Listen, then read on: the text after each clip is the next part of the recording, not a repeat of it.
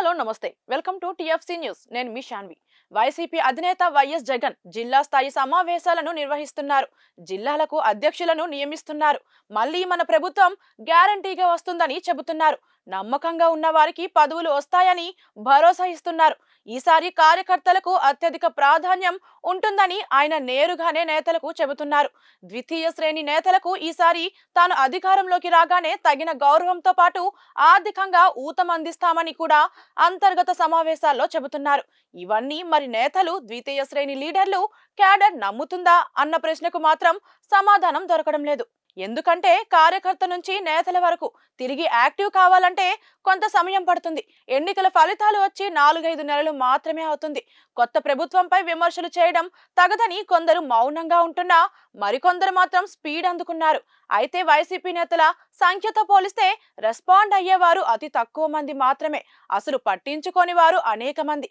ఎమ్మెల్సీలు ఎమ్మెల్యేలు అసలు ఉన్నారో కూడా తెలియకుండా ఉంది వారంతా పదవి విప్పడం లేదు రాజ్యసభ సభ్యులు పార్లమెంటు సభ్యులు కూడా పెద్దగా దేనికి స్పందించడం లేదు కారణాలు మాత్రం బయటకు రావడం లేదు అయితే నేతలు యాక్టివ్ కావాలంటే జగన్ మళ్ళీ తన వెంట ఉన్నారని జగన్ నిరూపించుకోగలగాలి ఎన్నికల ద్వారా ఆ పని జరిగే ఛాన్స్ లేదు సో ఇక ఒకే ఒక అవకాశం అది జనంలోకి వెళ్లడం జనంలో రెస్పాన్స్ చూసి నేతలు కూడా వైసీపీ బలం పెరిగిందని ఒక అంచనాకు వస్తారు కూటమి ప్రభుత్వంపై అసంతృప్తి మొదలు కాకముందే జగన్ ప్రజల్లోకి వెళ్లాలని నేతలు కూడా కోరుకుంటున్నారు జనం వెంట తాను ఉన్నానని చెప్పగలగాలి తాను అధికారంలో చేసిన తప్పులను నిజాయితీగా ప్రజల ముందు అంగీకరించడం మంచిదంటున్నారు అధికారులు కొందరి నేతల కోటని మధ్య ఉండిపోయిన జగన్ తక్షణ కర్తవ్యం ఇప్పుడు ఫీల్డ్ లెవెల్ కు వెళ్లడం ఒక్కటే మార్గం అప్పుడే పార్టీకి మళ్ళీ కల వస్తుందన్న కామెంట్స్ సోషల్ మీడియాలో వినిపిస్తున్నాయి జగన్ జిల్లా టూర్లకు భారీగానే వ్యయం కావచ్చు అయితే ఆ వ్యయాన్ని పార్టీయే భరించి నేతలపై